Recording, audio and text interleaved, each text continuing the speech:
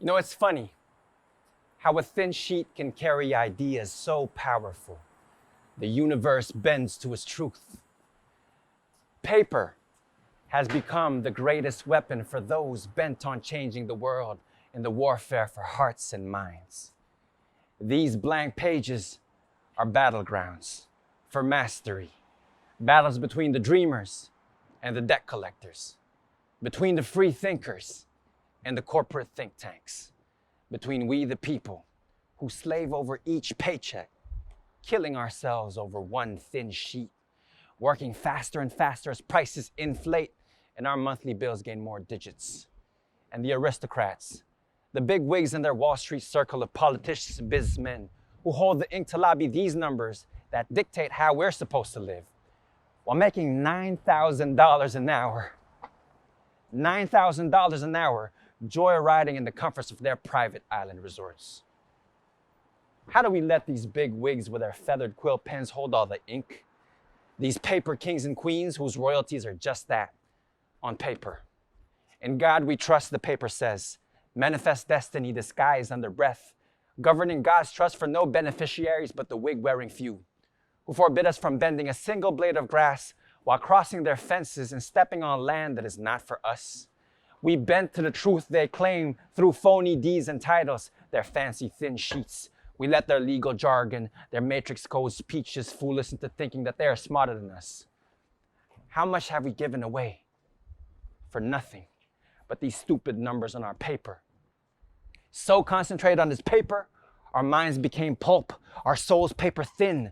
The way we run around in circles strung along by the bait of paying off billing cycles and loans with compounding interest. More money, more problems, they say. The more petty issues we gain for pieces of glorified tissue. Our return on investment for sacrificing our bodies like lamb slaughter wrapped in butcher paper, like cannon fodder for their strategies, dying for the print on their dollar bills, is a bargain between how much these bosses can get away with and how far grim our conditions will be. Over 20 million people infected by the coronavirus today in the United States, while we still spend our money on over 800 bases in over 230 countries, spending our federal budget on militarization and not the medical resources we need. How far grim our conditions will be. We're in trillions and trillions of dollars of federal debt, over $1.5 trillion of national student debt. Everyone's in debt, a huge debt crisis. How far grim our conditions will be. More and more folks getting houseless in the streets.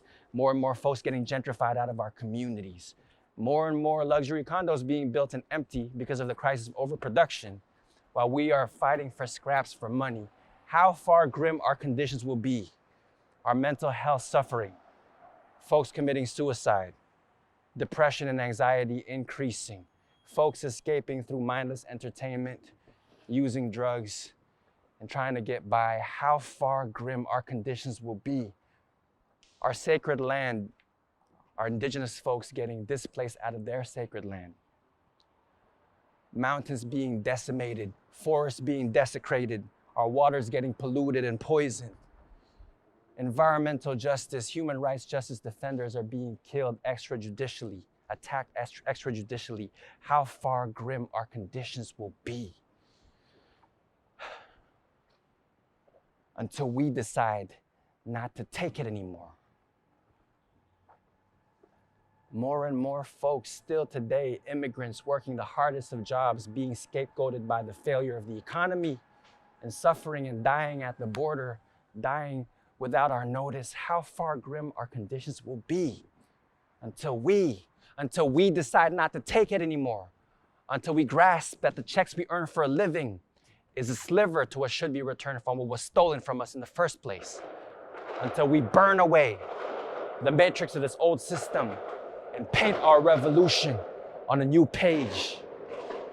Because we, the workers, the people, are the ones who fill this canvas with color.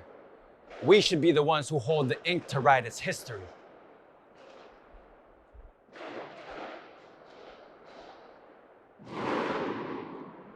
You see, someday the big wigs will wither away, cold and naked, left only with paper to camouflage their ugly truths in prisons of gold. The expendable dollar bill will wash away like seaweed beaching on the dead shores of a long overdue world, bound to be wasteland. And we shall continue to unroll scrolls, to read timeless tales. If I may spread a little herb on some rolling paper to put my mind at ease, as I unfold verses without ever folding to the fear of being paperless. I have folded only my enlightenment into origami, into a crane that cuts through the hot air of reactionary propaganda to fly and observe the paper trail from a bird's eye view. I've seen how the money is expressed, whose service it is signed, sealed, delivered for. We've trained our consciousness to take off and rise above the budget cuts against our education. If our minds be pulp, let us remold with the courage to grow as our glue. It is never too late to seize our lives. Hold them together like paper mache. This world is our page to fill. We write with our every deed, like your smile or your raised fist, a legend written in the mind of those who witness it.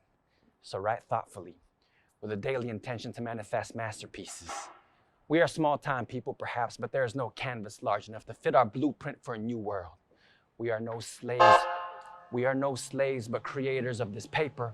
So let's author stories authentic to us, without letting mere digits on our thin sheets authorize anything besides the legend we were meant to immortalize. May this be our collage of liberation movements, our tiny tribute to the inevitable revolt. This poem right here is written on a paper plane. May it land on your lap, encase you like a parole lantern to remind you of the shining star you are. May it be your parachute, your balloon like a Kongming, a sky lantern to carry your light like a victory in the dark. This is for you, for life. Like an afuda issued by a Shinto shrine to protect a temple, this poem is a talisman issued by our stories to protect our humanity.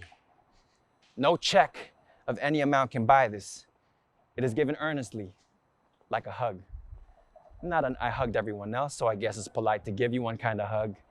More like an I'll wait till you finish talking to 3 other folks on the other side of the room because I can't leave without hugging you kind of hug. And maybe one day, my folks, my people, we might be able to hug each other again after we end this pandemic together. Because I care about you. I love you. And I think about you beyond this paper. Even if at this moment, this is all I can offer. Just one thin sheet that doesn't belong to the debt collector's interests. And the crooks might tear the sheet apart, but they won't be able to tear apart our legend from the pages written in our hearts and minds.